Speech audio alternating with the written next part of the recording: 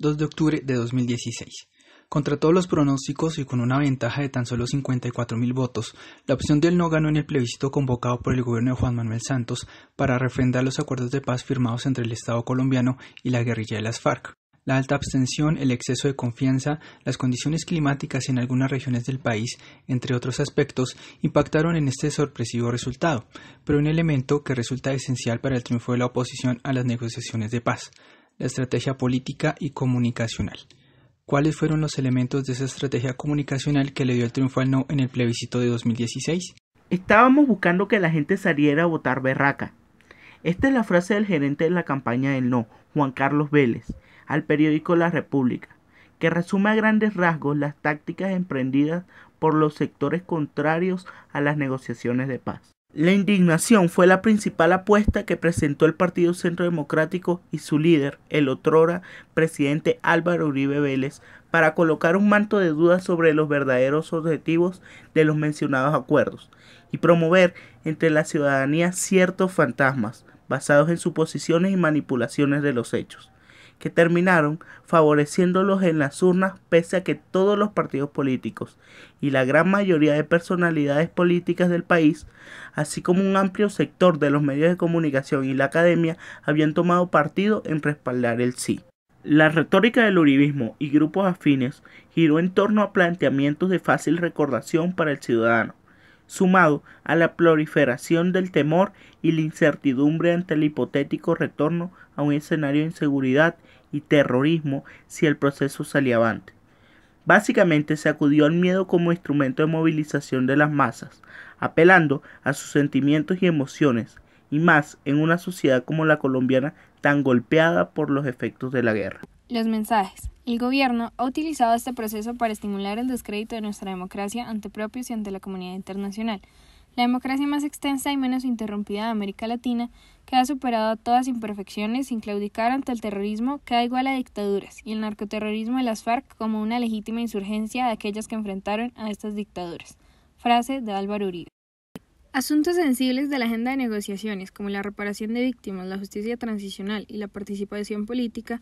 ante la falta de pedagogía del gobierno y los múltiples comités a favor del sí, fueron asumidos como banderas de la oposición, lo que llevó a que por su complejidad fueran aterrizados en la opinión pública de manera sesgada y engañosa. A punta de trinos, cadenas virales en redes sociales y mítines políticos, se esparció en la ciudadanía la idea de que los acuerdos promovían la impunidad de todos los miembros de las FARC y que incluso quienes se verían involucrados en crímenes de lesa humanidad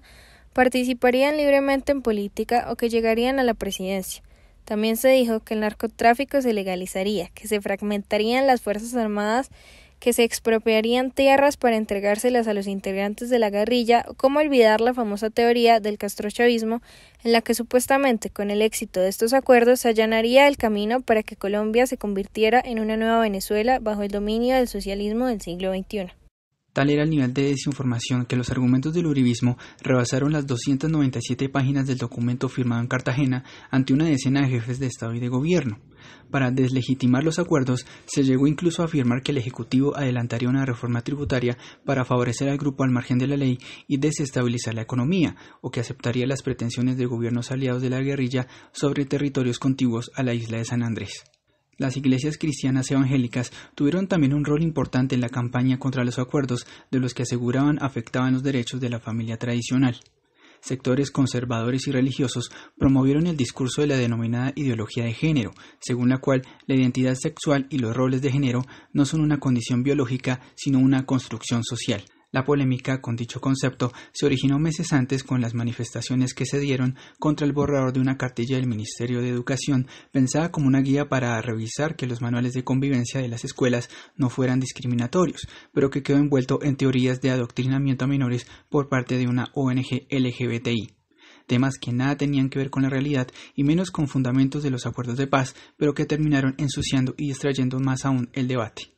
Una realidad inocultable tras el plebiscito es ese mapa que muestra las profundas diferencias regionales del país y el impacto que generaron los fantasmas y verdades a medias de los detractores del acuerdo de paz en las zonas más indiferentes al conflicto armado. Los análisis posteriores a la elección evidencian que en los centros urbanos, excepto la capital, donde hay un afianzamiento del Estado y sus instituciones, así como un mayor desarrollo, el discurso de la inestabilidad política y económica que promovieron sectores conservadores del país consiguió hacer mella e inclinó la balanza hacia el no,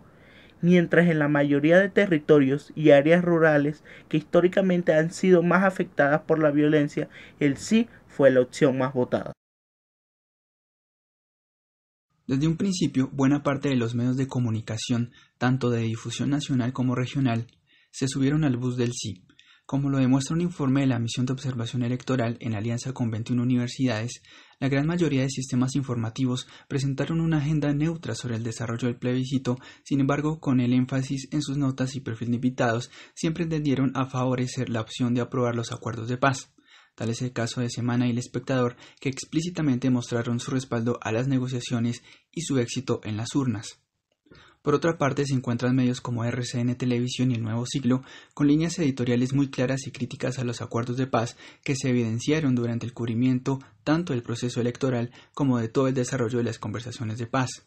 Sobre este asunto vale indagar el detrás de estas posturas. Los mencionados medios siempre mostraron un sesgo negativo en la cobertura y compartían las preocupaciones y juicios de la oposición, lo que llevó incluso a que participaran activamente con el componente económico. Por ejemplo, Ardila Lule, el conglomerado empresarial dueño de RCN, fue el mayor financiador de los comités del no.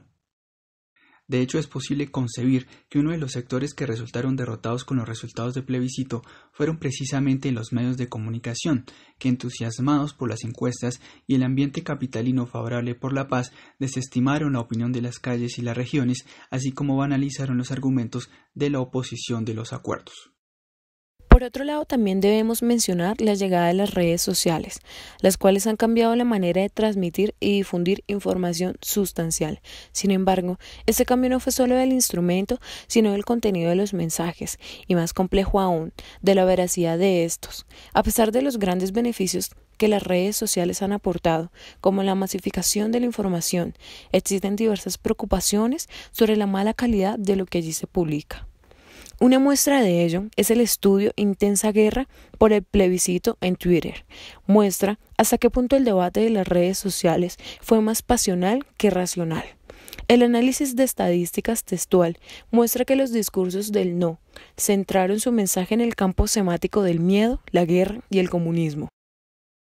Es así como las palabras más utilizadas por estos líderes fueron guerra, terrorismo, impunidad, delitos, masacres, narcotráfico, atroces, violación, chavismo, Venezuela y lesa humanidad. Bastante claro queda que el uso de plataformas virtuales en muchas ocasiones no resulta ser tan efectivo como se supone deberían ser, y en ese marco, la entrega del país a las FARC, el peligro del socialismo del siglo XXI y la ideología de género pesaron más que los esfuerzos que implicaban argumentaciones más complejas de los defensores del sí. La propia temática de la paz se mezcló con cuestiones políticas más inmediatas, como la disputa entre Santos y el uribismo, y las redes sociales, ampliamente movilizadas en favor del sí y del no, mostraron su ambivalencia.